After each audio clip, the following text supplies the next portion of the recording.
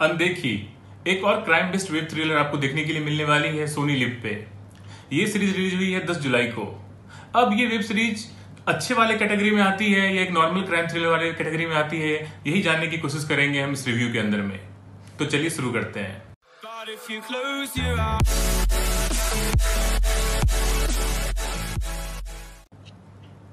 आजकल Indian OTT platforms के ऊपर में काफी सारे crime based web series release हो रहे हैं, बट इन सारे वेब सीरीज के अंदर में मैक्सिमम वेब सीरीज में आपको सिर्फ एडल्ट सीन्स और एब्यूजिव लैंग्वेज देखने के लिए मिलता है। बट इस वेब सीरीज के अंदर में आपको काफी कुछ नया कंटेंट देखने के लिए भी मिलता है। हालांकि इस वेब सीरीज के अंदर भी कुछ एब्यूजिव लैंग्वेज और एडल्ट सीन्स हैं, बट वो वेब सीरीज की डिमांड है। अब अगर बात करें कहानी की, तो कहानी शुरू होती है कोलकाता के सुंदरबन से, जहां पे एक पुलिस वाले की मौत हो जाती है और डीएसपी घोष पता करने की कोशिश करते हैं कि उस पुलिस वाले को किसने मारा है। उन्हें पता चलता है कि ये काम एक लड़की ने किया है। अब उस लड़की की जब तलाश करते हैं तो पता चलता है कि वो लड़की कहीं नॉर्थ इंडिया में हिमाचल में कहीं गई हुई है। दूसरी तरफ कहानी में हमें ये देखने के लिए मिलता है कि हिमाचल के मनाली में एक बहुत ही हाई प्रोफाइल वेडिंग हो रही होती है।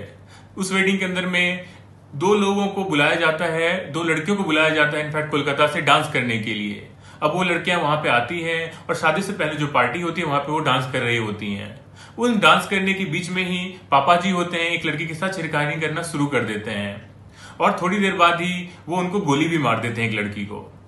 अब उस लड़की को गोली मारने के बाद से पूरी की पूरी उनकी जो पापा जी की फौज होती है वो कहीं उस लड़की को छुपा देते हैं, कानों कान किसी को खबर नहीं होने देते हैं। साथ ही साथ जो दूसरी लड़की होती है उसको भी अंडरग्राउंड कर दिया जाता है। अब इस मर्डर का एक वीडियो भी बन चुका है। जो एक फोटोग्राफर होते हैं, जो वीडियोग्राफर होते हैं, उन्होंने उसकी वीडियो कवरेज ले ली होती है।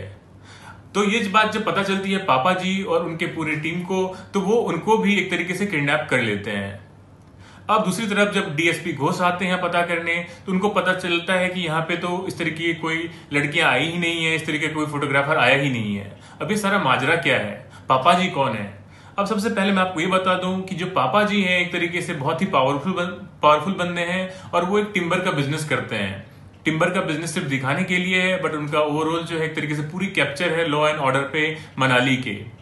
हालांकि पापा जी अब बूढ़े हो चुके हैं और उनके बेटे की शादी है, बट उनको अपने बेटे से भी ज्यादा प्यार है जो उनके एक भतीजे होते हैं रिंकू, उनसे। रिंकू एक तरीके से सेकेंड हैंड कंट्रोल है उनका, जो हर कुछ मैनेज करते हैं मनाली के अंदर में। बहुत ही पावर उनके पास दिखाई गई है इस सीरीज के अंदर। अब एक तरफ तो डीएसपी घोष पता करने की कोशिश करते हैं उन लड़कियों के बारे में और उस वीडियोग्राफर के बारे में, और दूसरी तरफ रिंकू और पापा जी छुपाने की कोशिश करते हैं सारे माजरे को।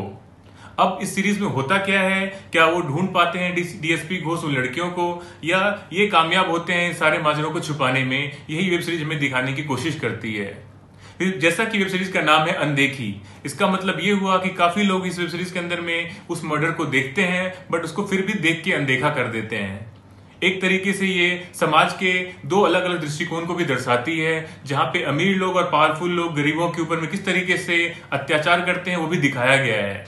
अब जब मैं ये वेब सीरीज देख रहा था तो मुझे कहीं ना कहीं एक बार पाताल लोक की भी याद आई, क्योंकि उस वेब सीरीज में भी हमें दिखाया गया था समाज के दो अलग अलग दृष्टिकोण से, एक अमीर और जो पावरफुल लोग हैं और एक गरीब लोग, जिस तरीके से उनके ऊपर टॉर्चर होता है। सेम चीज हमें यहाँ भी कहीं ना कहीं देखने के लिए मिलती है और यहाँ भी ये बहुत ही अच्छे तरीके से दर्शाई गई है।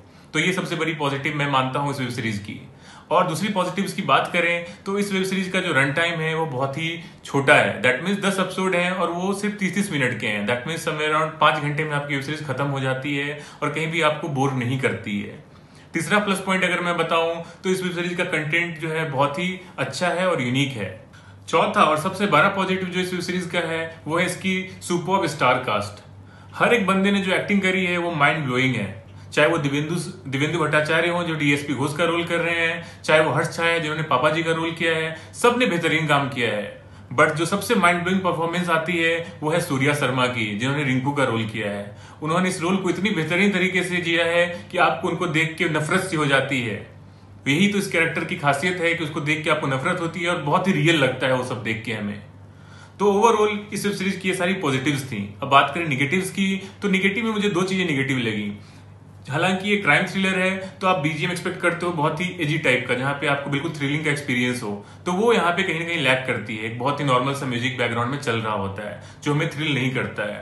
दूसरा जो इसका मुझे एक लगा प्रॉब्लम कि क्लाइमेक्स जहां पे एंड होती है आपकी ये वेब सीरीज आप कहीं ना कहीं तरीके से उससे खुश नहीं होते हो। जितना अच्छा चल रहा होता है 9 एपिसोड तक आप बहुत अच्छे तरीके से एंजॉय करते हो, बट जो 10वां एपिसोड है वो आप जिस तरीके की एक्सपेक्टेशन रखते हो कहीं ना कहीं उस पर वो खड़ी नहीं उतरती है। बट फिर भी ये वेब सीरीज बहुत ही अच्छी है, बहुत बेहतरीन है और आप इसको जरूर ही देखें। अब अगर बात करें रेटिंग की तो मेरी तरफ से इस वेब सीरीज की रेटिंग रहेगी 3.5 स्टार आउट ऑफ 5। इसके अलावा आप किसी और वेब सीरीज या मूवीज की रिव्यू चाहते हैं तो भी मुझे बताएं। तब तक के लिए अपना ध्यान रखें, खुश रहें, जय हिंद।